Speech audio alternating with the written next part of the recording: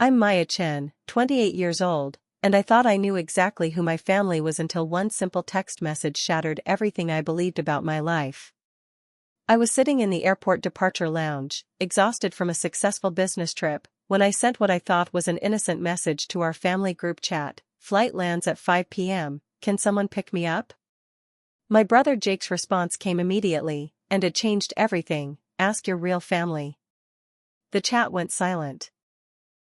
My parents, my aunts, my cousins, everyone who usually jumped in with helpful responses suddenly vanished. I stared at those 3 words, feeling my stomach drop as a terrible realization began to dawn. What did he mean by real family? Before we dive into this explosive family drama, what do you think Jake meant by real family? Drop your predictions in the comments below, and don't forget to hit that like button and subscribe for more shocking family revenge stories that prove blood isn't always thicker than betrayal. The flight home felt like the longest 3 hours of my life. I kept staring at Jake's message, trying to make sense of it, while my calls to every family member went straight to voicemail. When I finally landed, I took a cab straight to my parents' house, my heart pounding with a dread I couldn't explain. I found Jake sitting in the living room with Mom and Dad, all 3 of them wearing expressions I'd never seen before. Dad couldn't meet my eyes, Mom was wringing her hands nervously, and Jake had this smug, satisfied look that made my skin crawl. "What the hell did you mean by that text?" I demanded, still standing in the doorway with my suitcase. Jake leaned back in his chair, arms crossed. "I meant exactly what I said, Maya. Ask your real family for help, because we're not it." The words hit me like a physical blow. "What are you talking about?" Mom finally spoke up, her voice barely a whisper. "Honey, we were going to tell you when you were ready." "Tell me what?" My voice was rising, panic setting in. "You're adopted," Jake said flatly, like he was telling me the weather. "Found you abandoned as a baby. Mom and Dad took pity on you and brought you home like some stray cat." I felt the world tilt on its axis. 28 years. 28 years of family dinners, birthday celebrations, Christmas mornings, graduation parties, and not once, had anyone thought to mention this tiny detail about my existence. Is this true? I asked my parents, though Jake's cruel smile already gave me the answer. Dad finally looked at me, tears in his eyes. "We love you, Maya. You're our daughter in every way that matters. We didn't know how to tell you." 28 years. I screamed. "You didn't know how to tell me for 28 years? Oh, please," Jake scoffed. "Don't act so shocked. Deep down, you had to know. You look nothing like us. You act nothing like us. You've always been different, always thinking you're better than everyone else." That's when it hit me, this wasn't just Jake being cruel. This was planned. This was revenge for something, but what? "Jake, that's enough," Mom said weakly. "No, it's not enough." Jake stood up, his face flushed with years of pent-up resentment. "Do you know what it's been like growing up in her shadow? Perfect Maya, straight-A Maya, successful Maya. Maya gets the promotion, Maya gets the recognition, Maya gets everything handed to her on a silver platter. Well, guess what?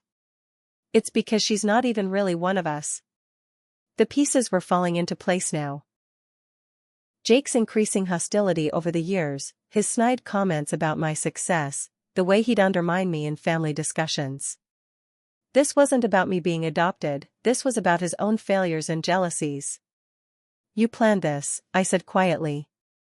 "You planned to humiliate me in front of the entire family." Jake's silence was answer enough. "How long have you known?"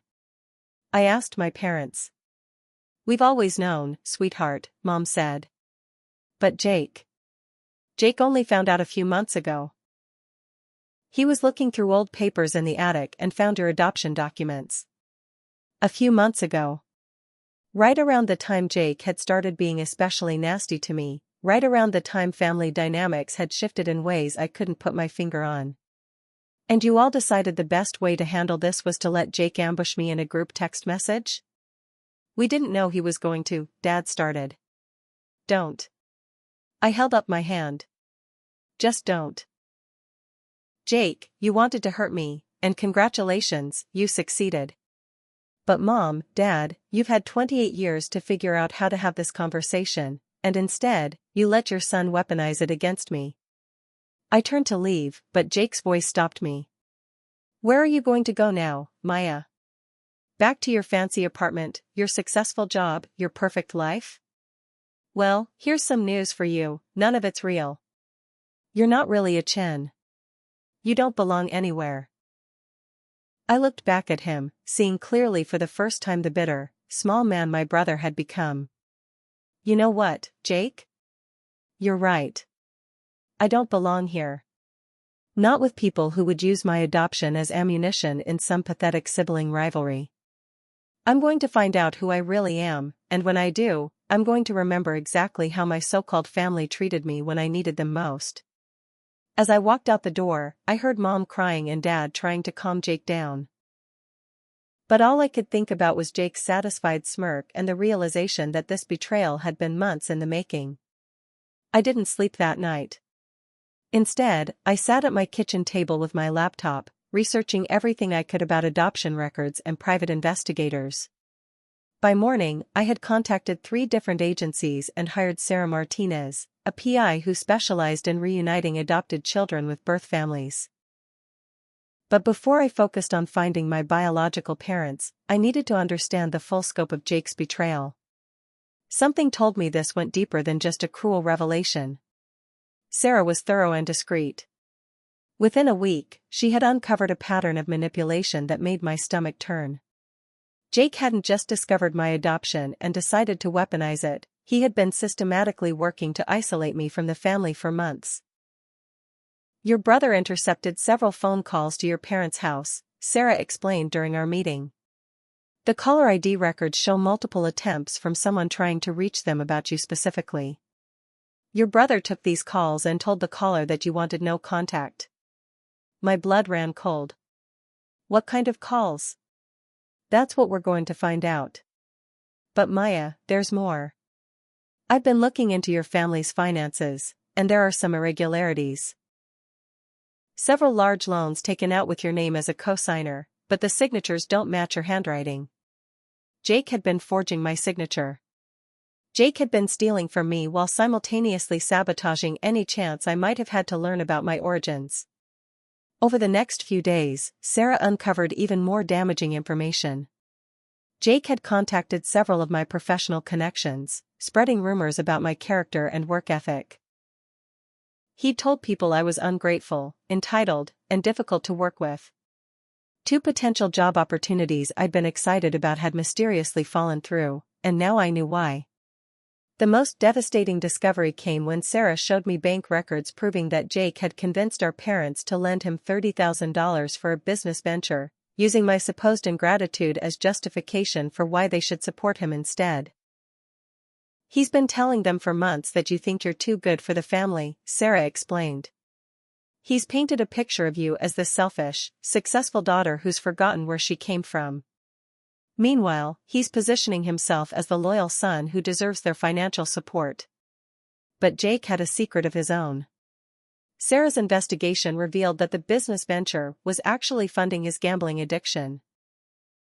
The money had gone to casinos and online betting sites, and he was in debt to several dangerous people. Your brother is desperate, Sarah told me. Desperate people do desperate things. This public humiliation wasn't just about jealousy, it was about deflecting attention from his own problems. As the full picture emerged, I felt my grief transforming into something harder, more focused. Jake hadn't just betrayed me. He had systematically destroyed relationships, sabotaged opportunities, and stolen money while painting me as the villain. He had gambled away thousands of dollars and then used my adoption as a weapon to justify his behavior to our parents. But the most shocking discovery was yet to come. Sarah had traced those intercepted phone calls, and what she found changed everything. Maya, she said, her voice gentle but excited, I found your birth mother. And she's been trying to contact you for over a decade. The woman who gave birth to me wasn't some teenager who abandoned me and never looked back. She was Dr. Sarah Chen. Yes, we shared the same first name, a successful pediatric surgeon who had been searching for me since I turned 18. She had tried multiple times to contact my adoptive parents, only to be told by Jake that I wanted nothing to do with her. My birth mother was a doctor. A successful, accomplished woman who had been trying to find me for years. And Jake had stolen that from both of us. As I stared at the photograph Sarah had found, a professional headshot of a woman who shared my eyes and my smile, I made a decision. Jake wanted to play games with family loyalty? Jake wanted to humiliate me and destroy my relationships? Fine. But he had no idea who he was messing with. And he definitely had no idea what I was about to discover about my real family. Meeting Dr. Sarah Chen was like looking into a mirror that reflected not just my features, but my future possibilities. We met at a quiet coffee shop downtown, and the moment I saw her, any doubt about our connection vanished. She had my hands, my gestures, even my habit of tilting her head when she was thinking. "Maya," she said, tears streaming down her face as she stood to hug me. "I've been looking for you for so long." The story she told me shattered everything I thought I knew about my origins. She wasn't a careless teenager who abandoned me. She was 22, in medical school, and deeply in love with my father, a man her strict religious family forbade her to marry because he wasn't Korean. "I wanted to keep you so badly," she said, her voice breaking. "But my parents threatened to cut me off completely, and I had no way to support us both." "Your father had already been deployed overseas, and he didn't even know I was pregnant." She had spent years regretting that decision, becoming a pediatric surgeon partly as penance, dedicating her life to caring for children because she couldn't care for her own. But when I turned 18, she began actively searching for me. I hired lawyers, private investigators, anyone who could help me navigate the adoption laws. When I finally tracked down your parents, I was so hopeful. I called several times, wrote letters, even showed up at their house once. My stomach clenched. What happened? A young man answered the phone most times. He said he was your brother, and that you had specifically requested no contact with your biological family. He said you were angry about being given up and wanted nothing to do with me. Jake. Every single time, it had been Jake. I kept trying for years, Sarah continued. I even hired someone to approach you directly, but your brother intercepted that too. He told my investigator that you had moved and left no forwarding address. I've been fighting dead ends for a decade. As she spoke, Sarah pulled out a folder thick with documents. Inside were copies of letters she'd written to me that were never delivered, photographs she'd hoped to share, medical records I needed to know about, and most shocking of all, legal documents establishing a trust fund that had been growing for 10 years. I never stopped hoping, she said. I put money aside every year for your birthday, every year at Christmas, every time I got a promotion or a bonus. I wanted to make sure that when I found you, I could offer you something meaningful. The trust fund had over $200,000 in it. Money that could have helped me through college, through starting my career, through buying my apartment. Money that Jake's lies had kept from me. But the financial aspect was nothing compared to the emotional revelation. Sarah had remarried a wonderful man named David, a fellow doctor, and they had built a life together that included extended family who had been hoping to meet me for years. David has 2 children from his first marriage, and they're so excited to have a big sister. My parents are gone now, but David's family has been incredible. They've been waiting to welcome you home for so long. She showed me photos on her phone, family gatherings, holiday celebrations, graduations, and birthdays. A whole extended family that had been keeping a place for me at their table without ever having met me. There's something else, Sarah said carefully. I need to tell you about your father. My biological father had died in a car accident just 3 years after I was born, never knowing I existed. But his family, his parents, his siblings, his extended network, were still alive and had been included in Sarah's search efforts. Your father's family owns a successful business consulting firm, Sarah explained. When I told them about you, they immediately wanted to include you in everything. Your father was their golden child, Maya. You would have been their princess. The consulting firm specialized in marketing and business development. Exactly the field I had chosen without knowing anything about my heritage. The same instincts, the same talents that had made me successful were apparently genetic gifts from a father I'd never known. They want to meet you, Sarah said. Both sides of your family have been waiting for this moment for years. We've all been following your career from a distance, so proud of what you've accomplished, wishing we could be part of your successes. As I sat there, absorbing the reality of not just having a birth mother who loved me, but two entire extended families who had been hoping to welcome me home, I felt something shifting inside me. The pain of Jake's betrayal was transforming into something else entirely. I wasn't the abandoned, unwanted child Jake had painted me as. I was the beloved daughter of successful, accomplished people who had been actively searching for me. I had inherited not just genes, but resources, connections, and opportunities that Jake had no idea existed. Sarah, I said, using her first name for the first time, I need to tell you about what my adoptive family has been doing. And then I need your help with something. By the time I finished explaining Jake's systematic manipulation, the forged signatures, the intercepted communications, and the public humiliation, Sarah's expression had shifted from joy to fury. That boy stole 10 years from us, she said quietly. 10 years of birthdays, holidays, phone calls, visits. He stole your college graduation, your promotions, every milestone we should have celebrated together. I want him to face consequences, I said. But I want to do it right. I want to do it in a way that exposes everything he's done, not just to me, but to you and to our extended families. Sarah smiled, and for the first time I saw something in her expression that reminded me of myself when I was plotting a particularly satisfying business strategy. Maya, she said, you're about to learn that revenge runs in the family. And we have resources that your brother couldn't even imagine.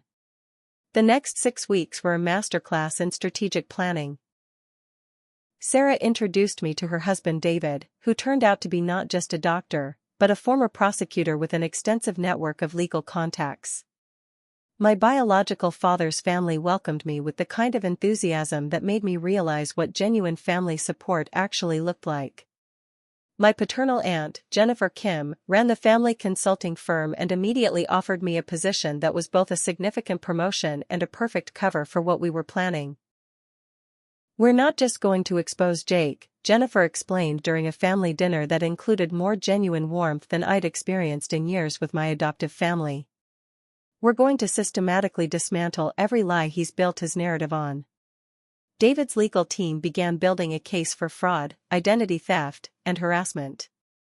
Every forged signature, every intercepted communication, every financial manipulation was being documented with precision that would make a prosecutor weep with joy. But the most satisfying part was how we began feeding Jake false information to expose the full extent of his manipulative network. Sarah suggested we test exactly how far his sabotage had reached by creating fake opportunities and seeing who contacted me to undermine them. We created a fictional job interview with a company that didn't exist but sounded impressive enough to trigger Jake's jealousy. Within hours of me mentioning it casually at a family gathering, 3 of my professional contacts received anonymous emails warning them about my difficult personality and history of burning bridges.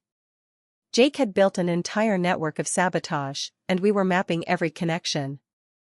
The private investigator Sarah had hired discovered that Jake's gambling debts were even worse than we initially thought. He owed money to several bookies and had taken cash advances on credit cards to fund his addiction. The $30,000 from our parents was just the tip of the iceberg. More damaging still, we learned that Jake had been using my name and reputation as collateral for some of his debts, telling people he could guarantee payment because his successful sister would bail him out if necessary. He's been trading on your reputation while actively destroying it, Sarah observed. That's not just sibling rivalry, that's sociopathic. But the most devastating discovery came when Jake's girlfriend, Lisa, reached out to me directly. She had heard about the adoption revelation through family gossip and wanted to apologize for Jake's behavior. What she revealed during our coffee meeting made my blood boil. "He's been planning this for months," Lisa told me, her hands shaking as she spoke. "After he found those papers, he became obsessed with taking you down. He said you'd gotten everything in life handed to you, and it was time for you to learn what real consequences felt like." Jake had enlisted Lisa in some of his schemes, asking her to call my workplace with anonymous concerns about my attitude and work ethic. She had refused, but Jake had made the calls anyway, using a voice changer app to sound like a woman. "Maya, there's something else. Jake has been aggressive lately. Really aggressive. He pushed me last week during an argument about you, and when I threatened to leave him, he said he'd ruin my reputation just like he was ruining yours." Lisa was scared of Jake, and rightfully so. His obsession with destroying me had consumed him to the point where he was threatening anyone who didn't support his crusade. "Will you help us?" I asked her. "What do you need me to do?" This was the moment our revenge plan crystallized into something beautiful. Lisa would help us gather evidence of Jake's threats and manipulations, while my new family would provide the resources and connections to ensure the truth came out in the most public, undeniable way possible. We decided the perfect moment would be at Thanksgiving dinner, when the entire extended family would be present. Jake loved an audience for his cruelty. Well, he was about to get one. But we weren't just going to expose him. We were going to give him exactly what he had given me. A public humiliation so complete that it would reshape every relationship he had. The plan was elegant in its simplicity. I would arrive at Thanksgiving dinner with Sarah, introducing her as a colleague. Throughout the meal, we would gradually reveal the truth about our relationship and Jake's role in keeping us apart. We had boxes of evidence, recorded conversations, financial documents, and witness testimonies ready to present. Jake would have the chance to tell the truth and take responsibility, or he could double down on his lies and face the full consequences of his actions in front of everyone who mattered to him. "Are you sure you want to go nuclear like this?" David asked during one of our planning sessions. "Once we do this, there's no going back." I thought about the 10 years Sarah and I had lost, the opportunities Jake had sabotaged, the money he had stolen, the lies he had spread, and the systematic campaign of manipulation he had waged against me. "He made his choice when he decided to weaponize my adoption," I said. "Now he gets to live with the consequences." The revenge plan is getting intense, and Maya's about to turn the tables completely. But before Jake gets what's coming to him, I'm curious. Have you ever had a family member betray you like this? The comments from my last story showed so many of you have similar experiences. Keep watching because the karma that's about to hit Jake is absolutely legendary. Thanksgiving Day arrived with the kind of crisp autumn weather that usually made me feel grateful for family traditions. This year, it felt more like the calm before a hurricane. Sarah and I arrived at my parents' house together, with her introduced simply as my friend Dr. Chen, who was alone for the holiday. Mom was delighted to have an extra guest, especially one as charming and accomplished as Sarah. Dad was impressed by her medical credentials and her knowledge of fine wine. Jake was suspicious immediately. "Isn't it weird that you both have the same last name?" he asked during appetizers, his eyes narrowing. "Chen is a very common name," Sarah replied smoothly. "Like Smith or Johnson." I watched Jake throughout the first hour, seeing him struggle with cognitive dissonance. He wanted to be his usual hostile self toward me, but Sarah's presence as a witness was forcing him to maintain a veneer of civility. The extended family was all there. Aunts, uncles, cousins, even our elderly grandmother. Everyone Jake would want to impress, everyone whose opinion mattered to him. "Perfect. Maya's been doing so well lately," Aunt Linda commented during dinner. "That new position must be really fulfilling." "What new position?" Jake asked sharply. "I've been offered a senior consulting role with a family business," I said casually. "Amazing benefits, incredible opportunities for growth." It's like they've been waiting for someone exactly like me. Jake's fork clattered against his plate. Another handout, huh? Must be nice having everything fall into your lap. The table went quiet. Everyone was used to Jake's snide comments about my success, but this felt more aggressive than usual. Actually, Sarah said gently, Maya earned this opportunity completely on her own merit. The family who owns the business has been hoping to find someone with exactly her skill set and background for a very long time. Background? Jake laughed harshly. What background? She doesn't have any background. She's not even really, Jake. Dad's voice was warning. No, let's talk about backgrounds, I said, reaching into my purse. Sarah, would you mind sharing why this particular family business was such a perfect fit for me? Sarah smiled, and I saw recognition dawning in my mother's eyes as she noticed the resemblance between us for the first time. Well, the position was specifically created for Maya because she's family. I'm her biological mother. The silence was deafening. Forks stopped moving, wine glasses paused halfway to lips, even the children stopped chattering. Jake's face went through a series of expressions: confusion, realization, and then pure panic. Maya has been working with us to understand why it took so long for us to reconnect, Sarah continued, her voice carrying just enough edge to make everyone pay attention. It's been quite an education learning about the barriers that kept us apart. I pulled out a folder of documents. Jake, would you like to explain to everyone how you intercepted phone calls from my birth mother for over 10 years? Or should I start with the forged loan documents? What are you talking about? Jake's voice cracked. I'm talking about this. I held up a bank statement. $30,000 borrowed using my forged signature. I'm talking about this. I held up phone records.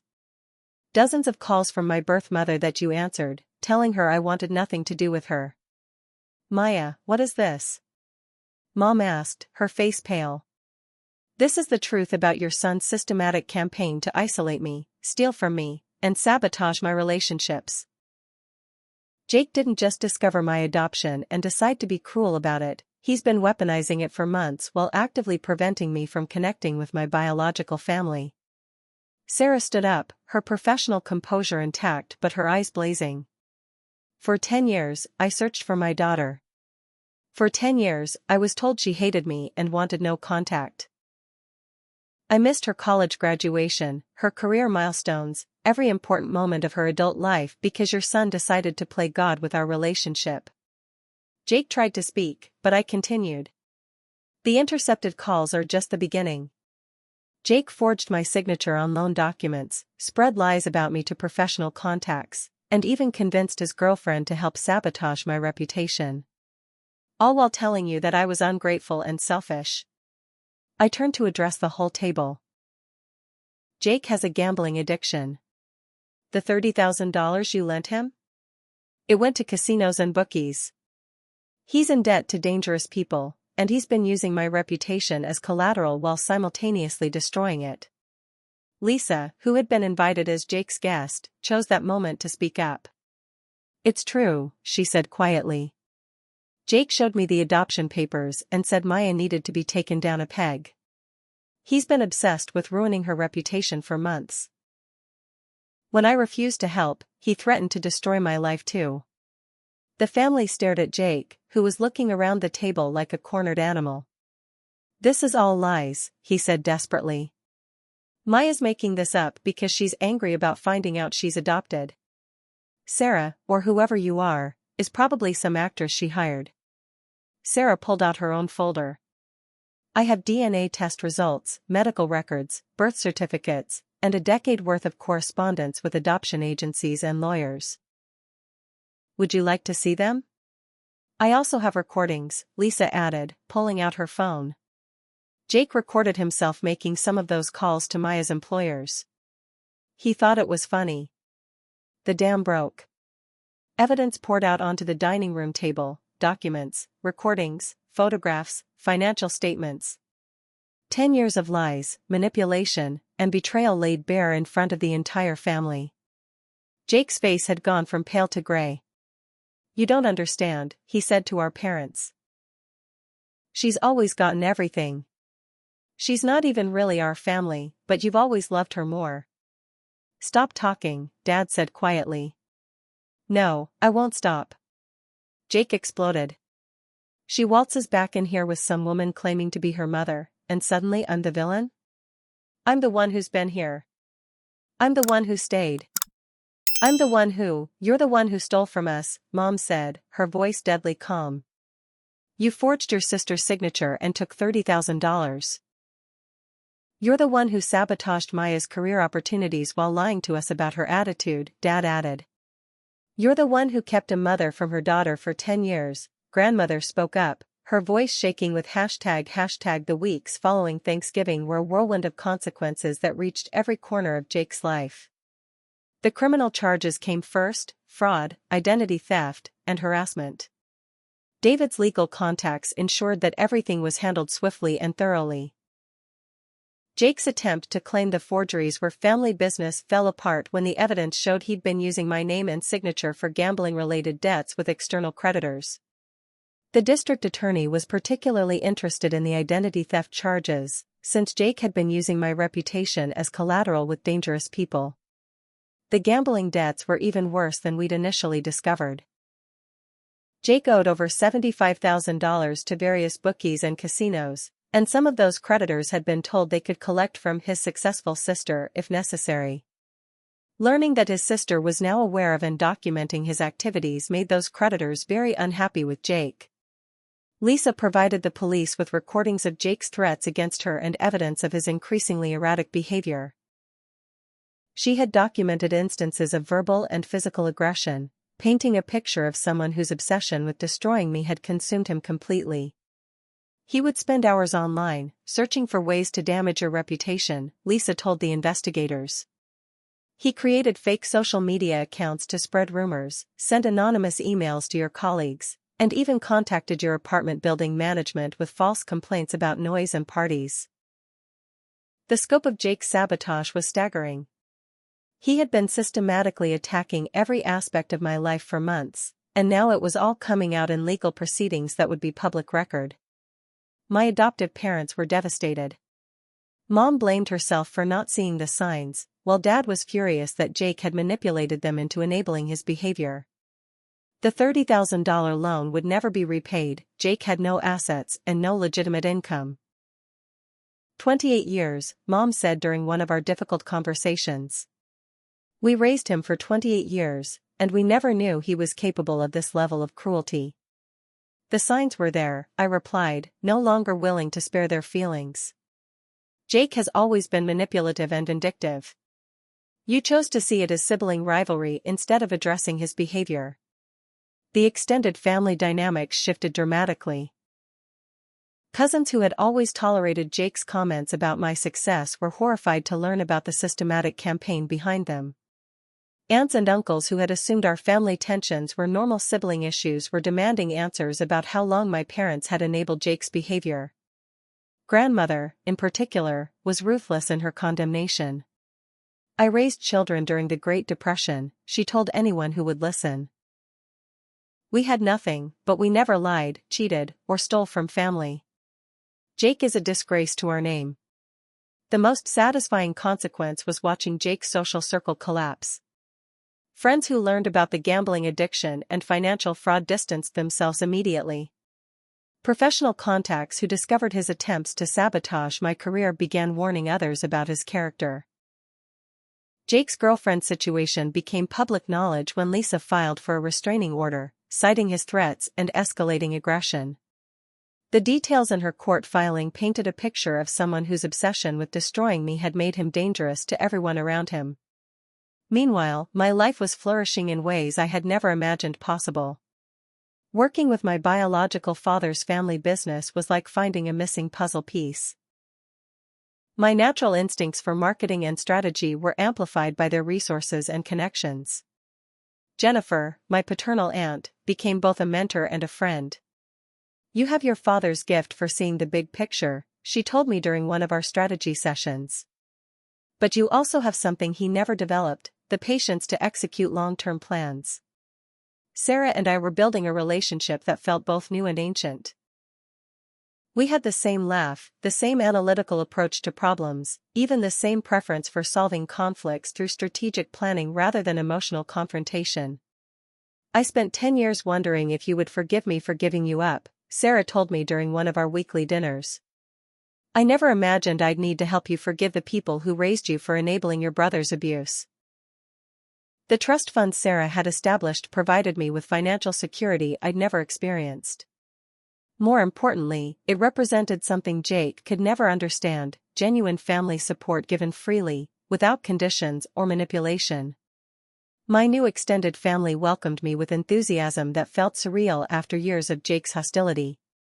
Holiday celebrations were joyful instead of tense. Professional achievements were celebrated instead of minimized.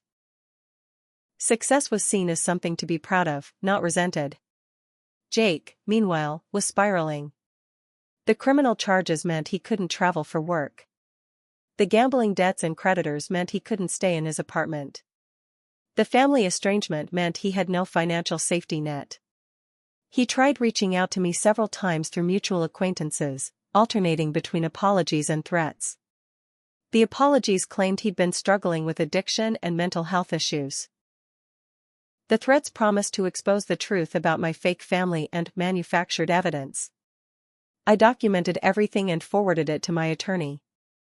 "He's not going to stop," David warned me during one of our legal strategy meetings. "People like Jake don't take responsibility for their actions. They just find new ways to blame everyone else." But I was no longer the isolated, confused person Jake had tried to destroy. I had legal representation, financial resources, a supportive family, and most importantly, the complete truth about everything he had done. When Jake's final gambit came, an attempt to claim that Sarah wasn't really my birth mother and that the whole reunion was an elaborate revenge plot, it backfired spectacularly. DNA test results, medical records, and testimony from adoption agencies made his accusations look delusional. The judge handling his criminal case was particularly unimpressed with Jake's conspiracy theories. "Mr. Chen," she said during his sentencing hearing, "you have systematically defrauded, harassed, and manipulated multiple people over an extended period. Your attempts to blame your victims for your own criminal behavior only demonstrate your continued lack of remorse." Jake received 2 years in prison for fraud and identity theft, 5 years of probation, and mandatory addiction counseling. He was also ordered to pay restitution for the forged loans and damages for the professional sabotage. More importantly for me, the restraining order meant he couldn't contact me, my biological family, or any of my professional associates for 5 years after his release. As I watched Jake being led away in handcuffs, I felt something I hadn't expected: pity. He had destroyed his own life through jealousy and addiction, losing his family, his freedom, and his future because he couldn't stand to see someone else succeed. But the pity was fleeting. Jake had made his choices every step of the way.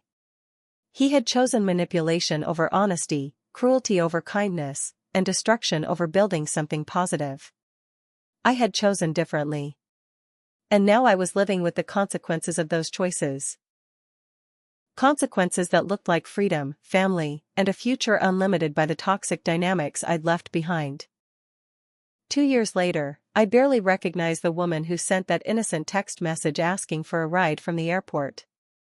That woman was still trying to earn love from people who saw her success as a threat. Today, I'm surrounded by family who celebrate my achievements and support my dreams without conditions. The relationship with Sarah has evolved into something precious and irreplaceable. We talk several times a week, sharing everything from work challenges to weekend plans. She's become both a mother and a friend, someone who knows me completely and loves me unconditionally. "I spent so many years wondering what kind of person you'd become," she told me recently. "I imagined every possible scenario except the truth, that you'd become exactly the daughter I would have raised if I'd had the chance." My biological father's family has embraced me with the kind of enthusiasm that makes family gatherings genuinely enjoyable. David's children, my step-siblings, treat me like the big sister they always wanted. Holiday celebrations are filled with laughter instead of tension, success stories instead of resentment. The business has flourished with my involvement. Jennifer and I make an incredible team, combining her experience with my fresh perspective. We've expanded into new markets and developed innovative strategies that have doubled our revenue in 18 months. Your father would be so proud, Jennifer tells me regularly. You have his vision and your mother's determination. That's a powerful combination. But the most significant change has been my relationship with my adoptive family. The healing process has been complicated and sometimes painful, but ultimately necessary. My parents have undergone their own transformation, finally acknowledging their role in enabling Jake's behavior. They've started family therapy and made genuine efforts to understand how their favoritism and conflict avoidance created the toxic environment that allowed Jake's manipulation to flourish. We failed you, Dad said during one of our supervised family counseling sessions. We were so focused on keeping peace that we never addressed the real problems. Mom has struggled more with accepting responsibility, often falling back into defending Jake or minimizing his actions. But she's made progress, particularly after seeing how happy and successful I've become with my biological family's support. I see how they treat you, she admitted recently. I see how proud they are of your success, how they celebrate your achievements instead of diminishing them. That's how we should have been treating you all along. The extended family has mostly come around, though some relationships remain strained. Grandmother has been my biggest supporter among the adoptive family, refusing to tolerate any suggestion that Jake's behavior was somehow justified or understandable. Family means supporting each other's success, not sabotaging it, she says firmly. Jake forgot that lesson, and he paid the price. Jake himself remains a cautionary tale. He was released from prison 8 months ago and has struggled to rebuild any semblance of a normal life. The criminal record makes employment difficult, the gambling addiction requires ongoing treatment, and the family estrangement means he has limited support systems. He's reached out through intermediaries several times, claiming to have learned from his mistakes and wanting to make amends. But his version of making amends still involves justifying his behavior and expecting immediate forgiveness without demonstrating genuine change. I maintain the restraining order and have no plans to engage with him directly. Some bridges, once burned, aren't worth rebuilding. Forgiveness doesn't require reconciliation, my therapist explained during one of our sessions. You can forgive someone for your own peace of mind without allowing them back into your life. I have forgiven Jake, in the sense that I no longer carry anger about what he did. But forgiveness doesn't mean forgetting, and it certainly doesn't mean exposing myself to future manipulation. The professional consequences of Jake's sabotage took time to repair, but my new family's connections and resources accelerated the process.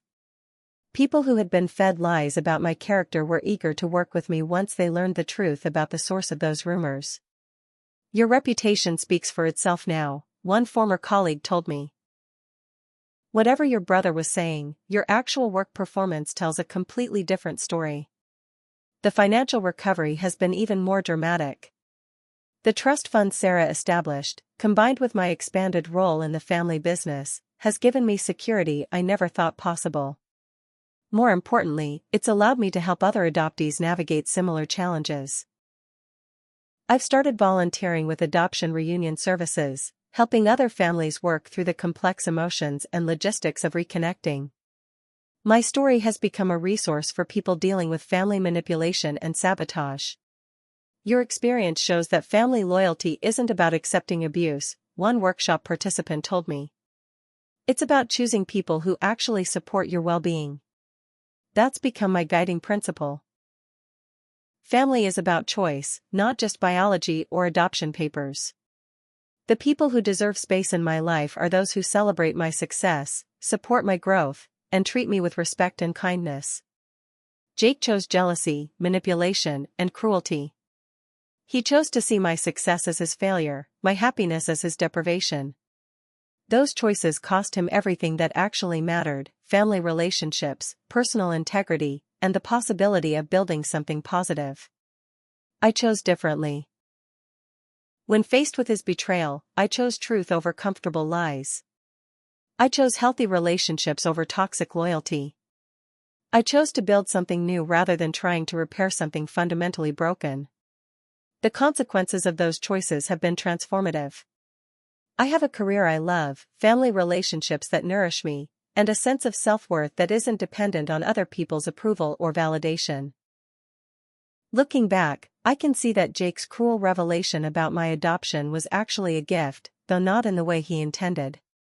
It forced me to examine relationships I had accepted as normal and discover what genuine family support actually looks like. Sometimes the worst thing that happens to you becomes the best thing, Sarah observed recently. Jake thought he was destroying your life, but he actually freed you to find your real family. The irony isn't lost on me that Jake's attempt to prove I didn't belong anywhere led me to discover where I truly do belong. His efforts to isolate me from family resulted in me finding more family than I ever knew existed. His campaign to sabotage my success ultimately positioned me for greater success than I had ever imagined. That's the thing about karma, it doesn't always arrive in the dramatic, immediate way we expect. Sometimes it's subtle, working through the natural consequences of people's choices over time. Jake chose cruelty and manipulation, and those choices led inevitably to isolation and consequences. I chose honesty and healthy boundaries, and those choices led to genuine relationships and opportunities. The family I have now, biological, adoptive members who've earned their place, and chosen family who've proven their loyalty, is everything Jake claimed I would never have. We celebrate each other's successes, support each other through challenges, and build each other up instead of tearing each other down. This story really shows that family isn't just about blood, it's about love, respect, and genuine support. Maya's journey from betrayal to finding her real family is proof that sometimes the universe has a way of delivering justice when we least expect it. What's your take on family loyalty versus toxic enabling? Have you ever had to choose between keeping peace and standing up for yourself? I'd love to hear your thoughts in the comments below. If this story resonated with you, please hit that like button, it really helps the channel reach others who might need to hear Maya's message about choosing healthy relationships. And don't forget to subscribe for more real-life stories about standing up to family manipulation and finding the strength to choose yourself. Share this with anyone who might need inspiration to set boundaries with toxic family members. Thank you for watching, and remember, you deserve family who celebrates your success, not sabotages it.